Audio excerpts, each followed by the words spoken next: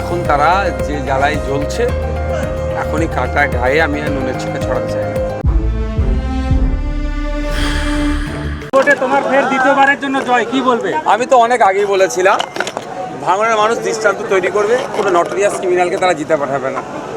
32,088টা লিডে আমি জিতে গিয়েছি ভাঙড়ের মানুষের দু আশীর্বাদ নিয়ে। এই যে তৃণমূলের ব্যাপক হস এবং বিজেপির উত্থান, কি বলবেন? দেখুন, ব্যাপারটা হচ্ছে তৃণমূলের কেন পরাজয় হয়েছে।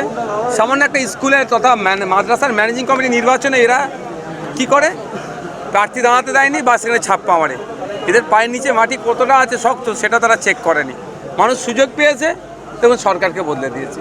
বিজেপি তবে হ্যাঁ, আমাদের সংযুক্ত আমাদের যে আইএসএফ বামেদের মধ্যে প্রার্থীর সংখ্যা বেরোলে বেশি হলে ভালো লাগতো। ডবল ডিজিটের কথা বলেছিলেন, কিন্তু না, আমরা সেই জায়গায় পৌঁছাতে পারিনি। মানে আশা নিয়ে লড়াইয়ে নেমেছিলাম, মানুষ যতটা চেয়েছিলাম সেই অর্থ হয়তো গ্রহণ করে। জয়ের পর ভাঙড়ের বিস্তীর্ণ এলাকা জুড়ে তৃণমূল কর্মীদের বাড়িঘর ভাঙচুর, লুটপাট হচ্ছে, কি বলবেন? আমার কাছে এখনও পর্যন্ত ফোন নাই। যদি এরকম ঘটনা ঘটে থাকে আইএসএফে যদি কিছু থাকে, আমি এখনই ভাঙড়ে যাচ্ছি। কোনো ধরনের এই ধরনের অরাজকতা করতে দেবো না।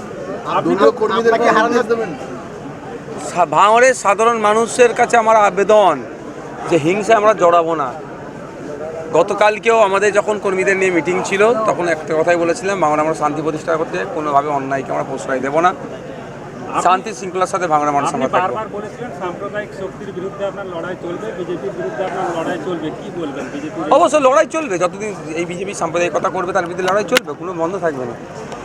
আপনার জয় কি মনে হচ্ছে? শওকত মোল্লাকে যেভাবে দায়িত্ব দেওয়া হয়েছিল ভাঙড়ে, দেখুন, সরকার সাহেব ভাঙড়ে এসে ভাঙড়ের মানুষকে খুন করেছে, এর থেকে বেশি কিছু করেনি। তাই ভাঙড়ের মানুষ জবাব দিয়েছে। মমতা বন্দ্যোপাধ্যায়, অভিষেক বন্দ্যোপাধ্যায়ের উদ্দেশ্যে কি বলবেন? এখন তারা যে জ্বালায় জ্বলছে, এখনই কাটা গায়ে আমি আর নুনের ছিটা ছড়াতে চাই না। ব্যুরো রিপোর্ট, সোনারপুর বার্তা।